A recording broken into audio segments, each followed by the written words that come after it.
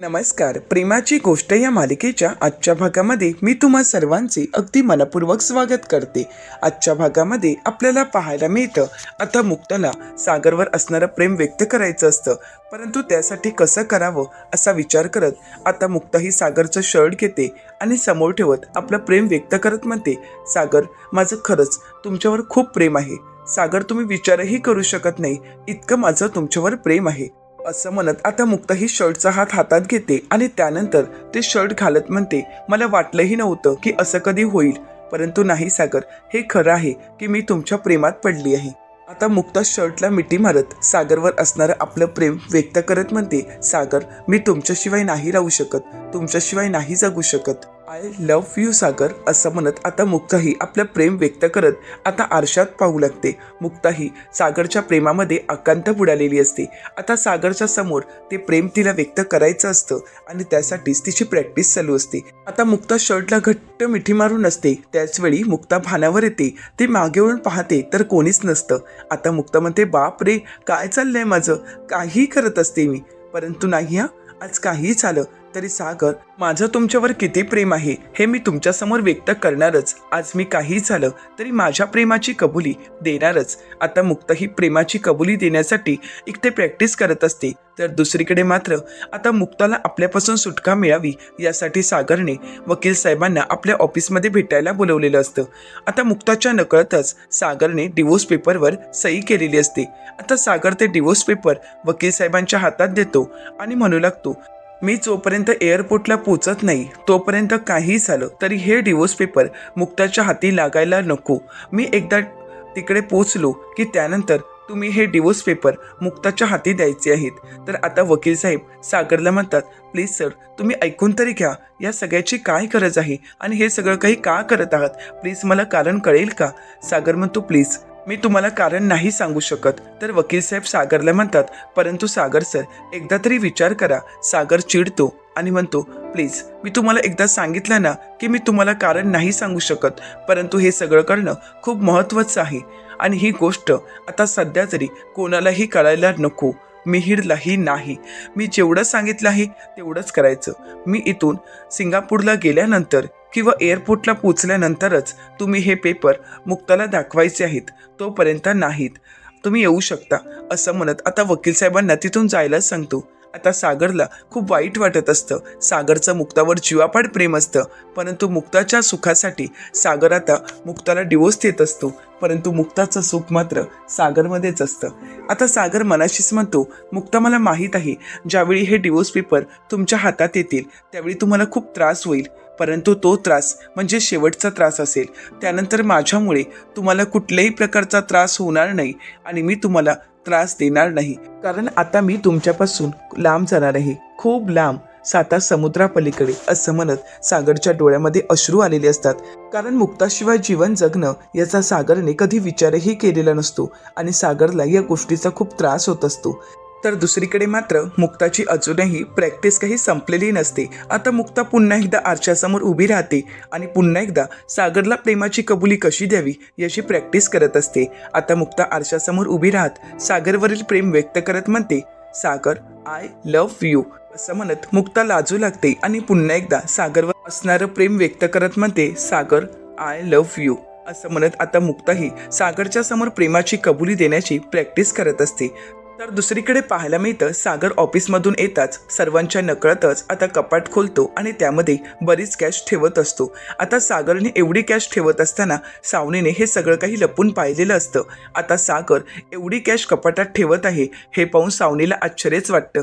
तर त्यानंतर आता सागर ज्यावेळी पासवर्ड टाकून लॉकर खोलत असतो त्यावेळी सावनीने त्या लॉकरचा पासवर्डही पाहिलेला असतो.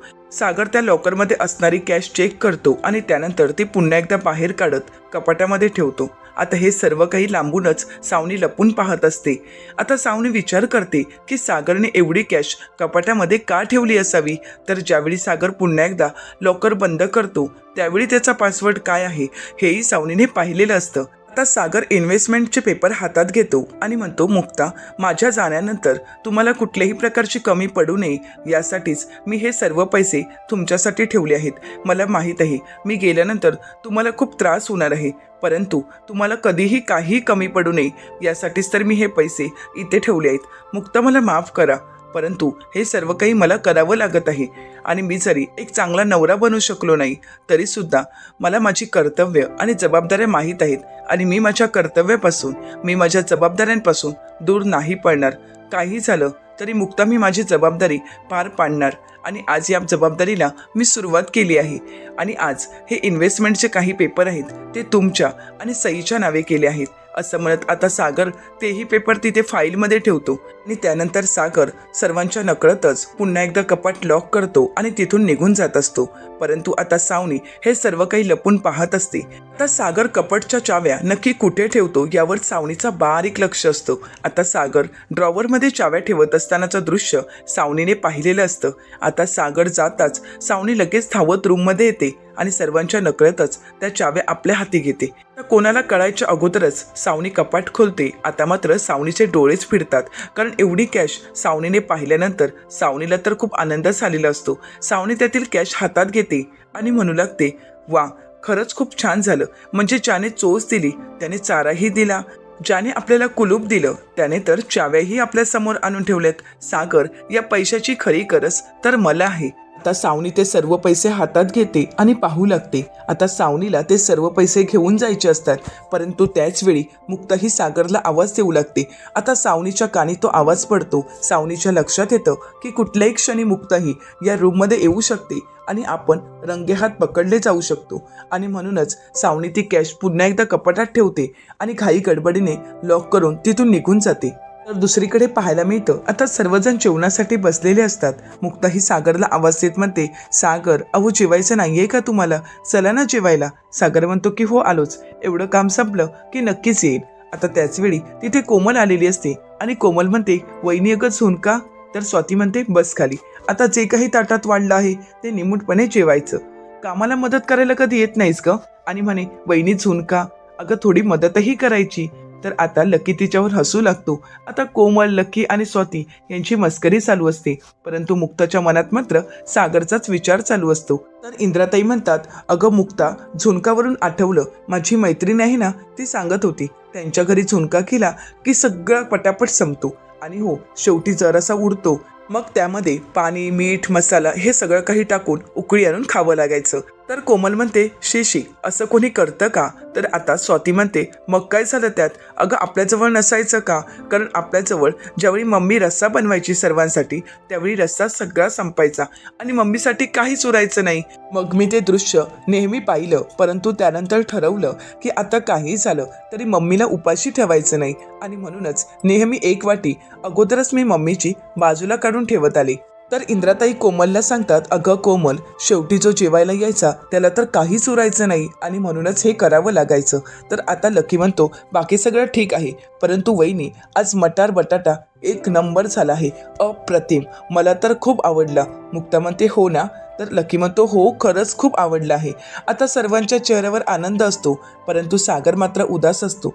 आता सागरच्या मनातील ही भावना मुक्ताने अगदी नीट ओळखलेली असते. सागरचं नक्कीच काहीतरी झालं आहे की ज्यामुळे सागर अस्वस्थ आहे हे मुक्ताच्या लक्षात येतं. मुक्ता ही राहून राहून सागरकडे पाहत असते. सागर नक्की स्वतःला का त्रास करून घेत आहे याचा मुक्ता विचार करू लागते. तर इंद्राताई म्हणतात, कसं आहे ना, जेव्हा मागून जेवायला बाई बसते त्यावेळी मात्र त्या बाईला जेवणासाठी काहीच उरत नाही. आता ह्या मुक्ताचंच बघा ना, हिला आपण नेहमी सांगतो की आमच्यासोबत जेवायला बस, परंतु नाही, हिला तर नंतरच जेवायला बसायचं असतं आणि आता हिला काही उरलं नाही तर मग ही काय जेवणार आहे?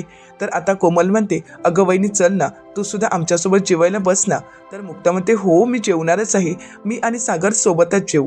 आता मात्र सागरला धक्का बसतो. खरं तर सागरला हे ऐकल्यानंतर खूप वाईट वाटतं, कारण उद्या जर आपण इथून निघून गेलो की मुक्ता काय करणार आहेत, आपल्याशिवाय जीवन जगू शकतील ना, हे सर्व प्रश्न सागरच्या नकळत का होईना परंतु मनात येत असतात.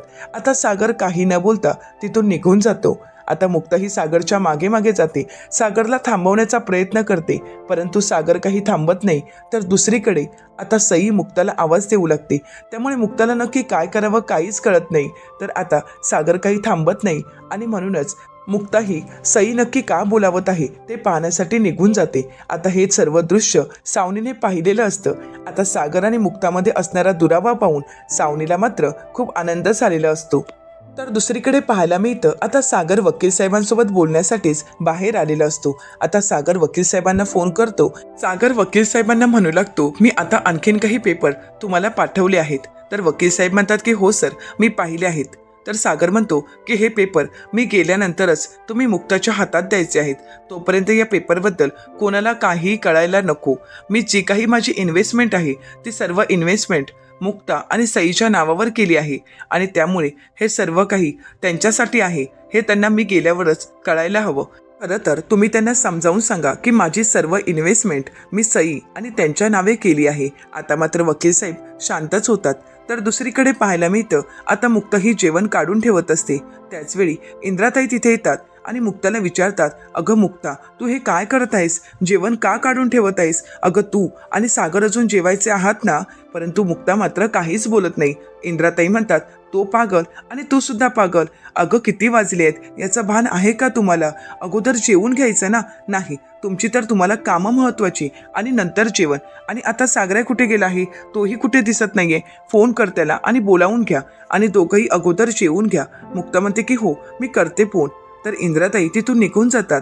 आता मुक्ता ही सागरला फोन करायला घेते, परंतु सागरचा फोन मात्र बिझी असतो. आता मुक्ताला मात्र धक्काच बसतो. मुक्ताच्या मनात विचार येतो की एवढ्या रात्री सागरचा फोन व्यस्त का येत आहे? नक्की कोणाचा फोन आला असेल? सागरचा फोन एवढ्या रात्री व्यस्त येत असल्यामुळे मुक्ताला सागरची खूप काळजी वाटत असते. तर दुसरीकडे पाहायला मिळतं आता सागर आणि वकील साहेब यांचं बोलणं चालू असतं. तर वकील साहेब सागरला म्हणतात, सर प्लीज माझं एकदा ऐकून घ्या. मी काय म्हणत आहे, तुम्ही जे काही निर्णय घेत आहात त्या अगोदर प्लीज एकदा तरी विचार कराल का? सर प्लीज असे घाईघाईने निर्णय घेऊ नका. एकदा या सगळ्या गोष्टीचा विचार करा आणि मगच निर्णय घ्या. आता मात्र सागर काहीच बोलत नाही.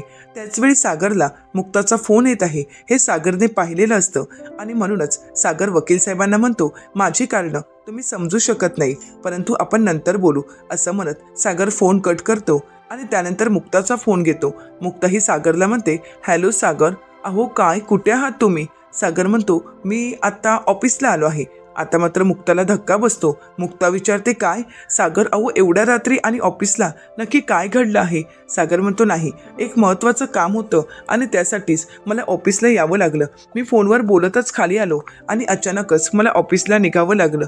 मुक्ता म्हणते, परंतु सागर, अहो तुम्ही जेवलाही नाही आहात, काहीच खाल्लं नाही आहे आणि तसेच तुम्ही ऑफिसला निघून गेलात. तर सागर मुक्ताला म्हणतो की हो, महत्त्वाचं काम आलं आणि ते खूप महत्त्वाचं होतं आणि त्यासाठीच मला आता ऑफिसला यावं लागलं. परंतु तुम्ही काळजी करू नका, तुम्ही जेवून घ्या, मी पण जेवून घेईन. तर आता मुक्ता म्हणते, सागर तुम्ही माझी काळजी करू नका. अहो तुम्ही स्वतःची काळजी घ्या ना. तुम्ही स्वतःची जराही काळजी घेत नाही आहात, स्वतःच्या तब्येतीचा विचारही करत नाही आहात. अहो आता तुम्ही उपाशी आहात आणि ऑफिसला जाण्याची काही गरज होती का सागर? खरंच सागर, एवढं महत्त्वाचं काम होतं का? एकतर उद्या तुम्ही सिंगापूरला जाणार आहात, आपल्याकडे बोलायलाही कमीच तास उरले आहेत. आता मात्र सागरलाही खूप वाईट वाटतं. मुक्ताही सागरला म्हणते, काम पटापट संपवा आणि घरी या लवकर. सागर म्हणतो की हो. मुक्ता म्हणते, मी तुमची वाट पाहत आहे सागर. सागर म्हणतो, ठीक आहे, मी येतोच. असं म्हणत आता सागर फोन ठेवतो. परंतु सागरच्या मनाला खूप वाईट वाटतं. सागर मनाशीच म्हणतो, मुक्ता बरोबर म्हणाल्यात, काही तासच उरले आहेत आमच्या हातात आणि तो वेळ मी त्यांना द्यायला हवा. परंतु नाही, मी फक्त त्या वेळाचा दुरुपयोग करत आहे. आज मुक्तांना माझी गरज आहे, परंतु मी मुक्तापासून लांब पडण्याचा प्रयत्न करत आहे. सागर मनाशीच म्हणतो, निर्णय मी घेतला आहे, त्यांनी नाही. मग माझ्या या निर्णयाचा त्रास त्यांना का? नाही, माझ्यामुळे त्यांना त्रास झालेला मला नाही सहन होणार आणि मी त्यांना कुठल्याही प्रकारचा त्रास देणार नाही. त्यांचा मौल्यवान वेळ मी असा हिसकावून नाही घेऊ शकत आणि माझ्या वागण्याचा त्रास त्यांना का? असा विचार करत आता सागर मुक्ताशी बोलण्यासाठी जात असतो. परंतु सागर पुन्हा एकदा पाऊल मागे घेतो आणि विचार करत म्हणतो, असा नाही तसा तर माझ्यामुळे मुक्ताला त्रास होणारच आहे ना. आज जरी मी मुक्ताला सावरण्याचा, त्यांना वेळ देण्याचा प्रयत्न केला तरीसुद्धा उद्या मी मुक्तापासून कायमचा दूर निघून जाणार आहे आणि त्यामुळे मुक्ताला जास्त त्रास होणार आहे आणि जो त्रास मी पाहूही शकत नाही आणि सहनही करू शकत नाही. मी त्यांच्यापासून लांब राहिलो तरीही त्रास आणि जवळ राहिलो तरीही त्रास. मुक्तांना आता मी तिथे हवा आहे, कारण त्यांना माझ्या सोबत असण्याची आणि राहण्याची सवय झाली आहे. परंतु आता त्यांनी माझ्याशिवाय जगण्याची, माझ्याशिवाय राहण्याची सवय करून घ्यायला हवीत आणि त्यासाठीच मला आता त्यांच्यापासून दूर तर राहावंच लागेल. आता जर मी त्यांच्या समोर गेलो तर माझा हा उतरलेला चेहरा पाहूनच मुक्ता ओळखतील की नक्कीच काहीतरी घडलं आहे आणि त्यामुळे मुक्ता मला जाऊही देणार नाहीत. नाही, आता शेवटच्या क्षणी अशी हार मानून नाही चालणार. मुक्ता, हे सगळं काही तुमच्या भल्यासाठी, तुमच्या सुखासाठी मी करत आहे याची जाणीव तुम्हाला नक्कीच होईल. परंतु आता मला हे सगळं काही करावं तर लागणारच आहे असा विचार करत सागर काही घरी येत नाही. तर दुसरीकडे मात्र मुक्ताही तयार होऊन सागरची वाट पाहत असते. आता मुक्ताही पुन्हा एकदा आरशासमोर उभी राहते आणि सागरवर असणारं प्रेम व्यक्त करत म्हणते, सागर, कित्येक दिवस झाली ही गोष्ट माझ्या ओठावर येऊन थांबली आहे, परंतु आता हीच गोष्ट मला तुम्हाला सांगायची आहे. सागर, खरंच माझं अगदी मनापासून तुमच्यावर प्रेम आहे. अगर आत्तापर्यंत माझ्या नजरेत, माझ्या हसण्यात तुम्हाला माझं प्रेम जाणवलं असेल, परंतु आता मी तुम्हाला प्रत्यक्ष सांगणार आहे की ही मुक्ता सागर कोळी, सागर जयवंत कोळी यांच्या प्रेमात आकंत बुडाली आहे आणि हे माझं तुमच्यावर असणारं प्रेम आता मी तुमच्यासमोर व्यक्त करणार आहे. सागर, खरं तर आता तुमच्याशिवाय माझं आयुष्यच नाही. तुमच्याशिवाय माझं आयुष्य म्हणजे माझं आयुष्य अपूर्णच, असं म्हणत आता मुक्ताही सागरवर असणारं प्रेम व्यक्त करत असते. तर दुसरीकडे पाहायला मिळतं सागरचंही मुक्तावर अगदी जीवापाड प्रेम असतं, परंतु मुक्ताच्या सुखासाठी, तिच्या आनंदासाठी सागरने तिच्यापासून दूर जायचं ठरवलेलं असतं. परंतु आठवणी, सागर आणि मुक्ताच्या असणाऱ्या आठवणी सागरच्या सगळ्या काही लक्षात येतात. सगळ्या काही आठवणी त्याला आठवू लागतात. ती सर्व दृश्य सागरला डोळ्यासमोर दिसू लागतात. होळीचा रंग खेळत असताना दोघांनी एकमेकांच्या स्पर्शाने लावलेला रंग, तर मुक्ताने प्रेमानेच भरवलेला घास, प्रत्येक अडीअडचणीच्या वेळी मुक्ताने दिलेला हात, मुक्ताने दिलेली साथ, हे सर्व काही सागरला आठवत असतं. ते सर्व आठवणी आठवून सागर खूप भावूक होतो, कारण कितीही दूर जाण्याचा प्रयत्न केला तरी आठवणी काही आपली पाठ सोडणार नाहीत. कारण जरी कागदोपत्री आपलं नातं संपलं तरी सुद्धा आठवणींचा कप्पा हा कायमच भरलेला असणार हे सागरला चांगलंच माहीत असतं आणि म्हणूनच सागरला खूप वाईट वाटत असतं. त्याला मुक्तासोबत घालवलेले प्रत्येक क्षण आठवू लागतात.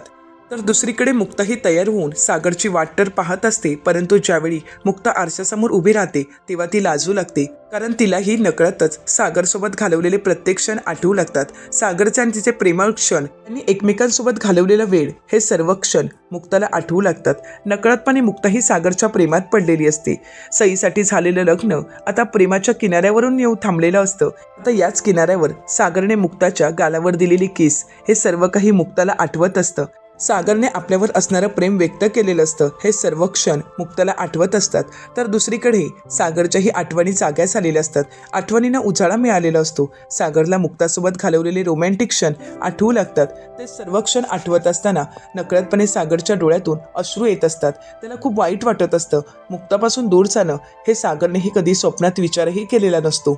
दुसरीकडे मुक्ताही लाजत असते आणि ती सागरची वाट पाहत असते. तर इकडे सागरला मुक्ताने आपल्यासाठी दिलेलं सरप्राईज गिफ्ट आणि त्यावर मुक्ता म्हणालेले शब्द सागरला आठवत असतात. मुक्ताने सागरच्या हातामध्ये ब्रेसलेट घालत असताना मुक्ताही सागरला म्हणालेली असते, प्रेम आणि विश्वास या दोघांमध्ये फक्त विश्वासघातच आपल्या वाट्याला येतो असं नसतं, तर प्रेम की ज्यामुळे आपलं नातं घट्ट होत असतं आणि एक नवीन वळण त्याला मिळत असतं, हे सर्व काही सागरला आठवत असतं. ते आठवूनच सागरच्या डोळ्यामध्ये अश्रू येतात. त्याला खूप वाईट वाटतं. तर दुसरीकडे मुक्ताही सागरच्या येण्याची वाट पाहत असते. आता खूप उशीरही झालेला असतो, परंतु अजूनही सागर घरी आलेला नसतो. मुक्ता म्हणू लागते, स्वामी, सागर नक्की कुठे राहिले आहेत? ते लवकरात लवकर घरी येऊन देत. मला त्यांच्याशी खूप काही बोलायचं आहे. माझं त्यांच्यावर असणारं प्रेम मला व्यक्त करायचं आहे. मी त्याला फोन करूनही खूप उशीर झाला आहे, परंतु अजूनही सागर आले नाहीत. काय करू का फोन? परंतु मुक्ता पुन्हा एकदा विचार करत म्हणते, नाही, नको. सगळं काही अचानकच घडलं आहे की त्यांना ऑफिसमधील कामही सगळी काही आवरूनच जावी लागतील आणि म्हणूनच कदाचित उशीर होत असेल. ची मनाची समजूत काढत आता मुक्ताही सागरची वाट पाहत असते. तर दुसरीकडे सागर मात्र मुक्ताच्या आठवणींमध्ये अस्वस्थ झालेला असतो. मुक्तापासून दूर जाणं हे सागरलाही सहन होत नाही. तर दुसरीकडे सागरचं घरी न येणं हे मुक्ताला सहन होत नसतं. आता मुक्ताही राहून राहून घड्याळ पाहत असते आणि सागरची वाट पाहत असते. आता सागरची वाट पाहतच मुक्ता झोपी जाते. दुसरीकडे सागर मात्र मुक्ताच्या आठवणीमध्ये अगदी हरवून गेलेला असतो. मुक्ताच्या आठवणींमुळे सागरच्या डोळ्यामध्ये सतत अश्रू येत असतात, कारण मुक्तापासून आता आपल्याला वेगळं व्हायचं असतं. तर आता पुढील भागामध्ये आपल्याला पाहायला मिळतं सागर एअरपोर्टला पोहोचलेला असतो. त्याचवेळी मुक्ताच्या हाती डिवोर्स पेपर लागलेले असतात. आता मुक्ता धावतच एअरपोर्टवर पोहोचते आणि सागरला म्हणते, सागर, नको ती हिंमत बायकोसमोर दाखवायची नाही. तुम्ही मला डिवोर्स देताय. तुम्ही जर असा करण्याचा प्रयत्न जरी केला तरी. तर सागर म्हणतो, तरी? तर आता मुक्ता मात्र सागरच्या समोरच ते डिवोर्सचे पेपर फाडते आणि सगळे काही फेकून देते. आणि ते पेपर फेकतच मुक्ता ही सागरच्या मिठीत जाते. सागरला घट्ट मिठी मारते. तर आता सागरही मुक्ताला मिठी मारतो. मुक्ता म्हणू लागते, माझ्यापासून दूर राहण्याचा किंवा मला सोडून जाण्याचा सागर विचारही करू नका. आता मात्र नकळतपणे का होईना सावनीचा डाव फसलेला असतो आणि मुक्ता आणि सागर एकत्र आलेले असतात. आता पुढे नक्की काय होणार हे पाहणं अतिशय रंजक ठरणार आहे. आता अशाच मालिकांचे नवनवीन अपडेट पाहण्यासाठी चॅनलला नक्की सबस्क्राईब करा. धन्यवाद.